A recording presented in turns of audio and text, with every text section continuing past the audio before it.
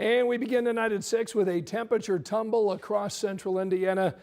Including these temperatures, we've been shivering because of these snow flurries that we've seen out there. A major change from yesterday. I mean, Angela's been telling us not to put the winter coats away. She has, but did we listen? That's the question. Right. I did. I had my scarf. I was layered up. I brought it in. Yeah, Right. yeah. We don't want to. No, we don't want to, but you know, we know you're the expert, so I do what you tell us to. Right. But you just shake your head. We were 70s yesterday, No. 20s today, feeling like the teens. And if you do all of that math, the 24-hour temperature change, technically down 44 in Indianapolis, 46 Bloomington, 49 colder in Indianapolis. But if you factor in the wind chills and the fact that wind chills are running in the teens and compared to the 70s yesterday, yes, it feels about 60 colder.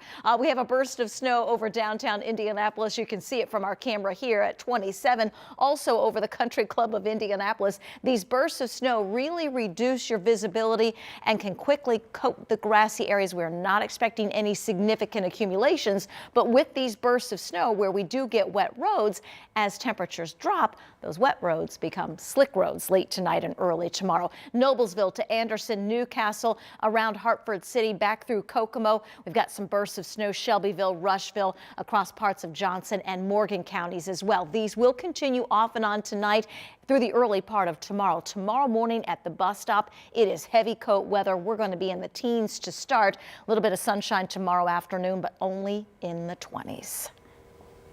Shoot. All right. Thanks. Shoot.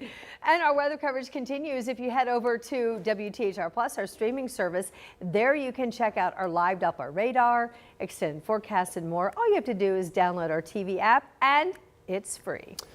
The conflict with Iran is hitting Americans in their wallets. Tonight, Emily Longnecker looks at what the turmoil overseas could mean for gas prices, markets, and the cost of living here in the U.S. At gas pumps across Indianapolis, Check my bank account. gas prices are drawing similar reactions no matter who you ask. They're too high. I'm angry. Part of a growing frustration and uncertainty about how much more they could rise. Since the conflict in Iran began here in Indiana, the price for a gallon of unleaded gasoline has risen by almost 70 cents. Monday, oil prices were down, but that can reverse pretty quickly. And there's just a lot of uncertainty about the price of a barrel of oil and how that's going to eventually play out, but prices react pretty quickly. And that's not the only cost that could increase, says economist Kyle Anderson with IU's Kelley School of Business. Almost every good is shipped somewhere, and that relies on fuel. And so when fuel prices rise, you're going to see basically all goods and some services, the price is going to start creeping up pretty quickly. And that's not the only reason food prices could get higher. A third of the world's fertilizer used by farmers comes through the Strait of Hormuz, the narrow waterway just south of Iran.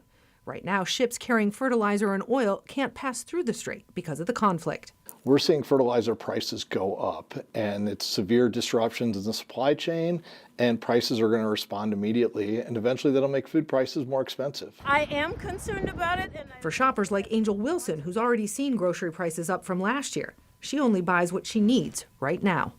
They're going up a little bit, 10% here, 5% there, and it adds up.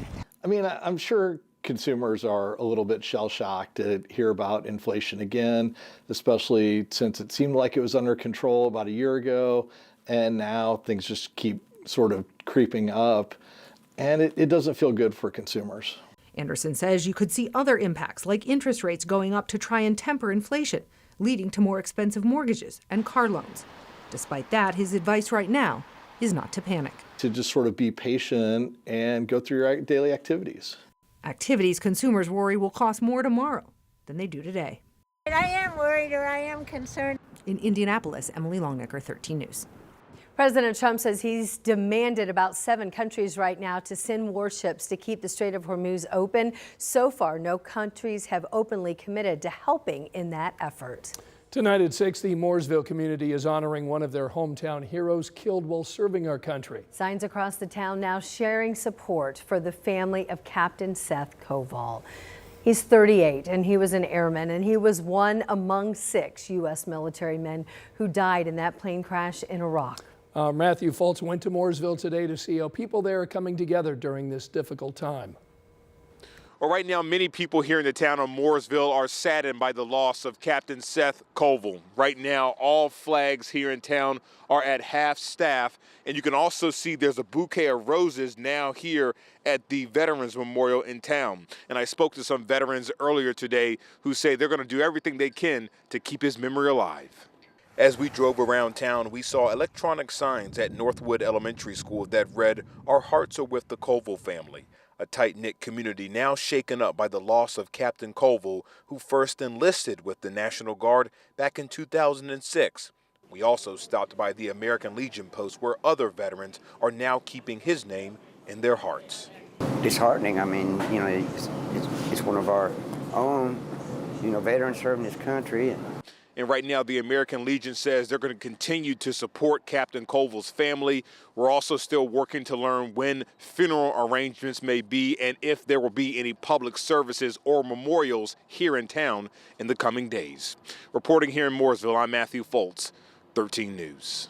Tonight, the Marion County Coroner's Office says it's still investigating the death of 18-year-old Trayvon Pirtle after his body was discovered last week. Tonight, a memorial now sits behind Fervent Ministries Church. This is on the northeast side of Indianapolis, where family members tell us a search group discovered Pirtle's body last Friday. He had been missing since March 9th. So far, police haven't released any information about a possible arrest. The cause of Pirtle's death is still under investigation. Tonight, the president and the CEO of the Indianapolis Zoo now is stepping away. Zoo leaders tell us that Dr. Rob Shoemaker resigned earlier this month. Ashton Hackman's been following some of the recent issues over at the Indianapolis Zoo. So, Ashton, do we know why he stepped down? We don't, and zoo officials won't tell us why either. Now, it comes after Shoemaker took a leave of absence earlier this year for what Zoo called an undisclosed reason. In a statement to staff, Shoemaker said he's stepping down with, quote, very mixed emotions. He added, "Thank you to everyone who has been so supportive while these changes were discussed and finalized. I'm so excited for the future of the Indianapolis Zoo." Shoemaker had been president and CEO for a little more than 6 years. He spent more than 14 years with the zoo overall. In his message, he called this a major turning point, pointing toward the completion of the zoo's largest capital campaign in its history, finished a year ahead of schedule. But the zoo also faced several high-profile incidents last year. In March, a chimpanzee bit the tip of Shoemaker's finger during a feeding interaction. In October, 2 tortoises were stolen from an exhibit before later being returned. And in November, another chimpanzee briefly escaped its enclosure, putting the zoo on lockdown for a short time. Again, zoo leaders won't tell us why Shoemaker resigned or who will be replacing him. His last day was on March 6th. We have reached out to them with several questions that we know some of you have as to what all went down. We know that there's been some controversy in the last few months. We're hoping to get those answers for you. And if we do get back, we'll let you know. All right.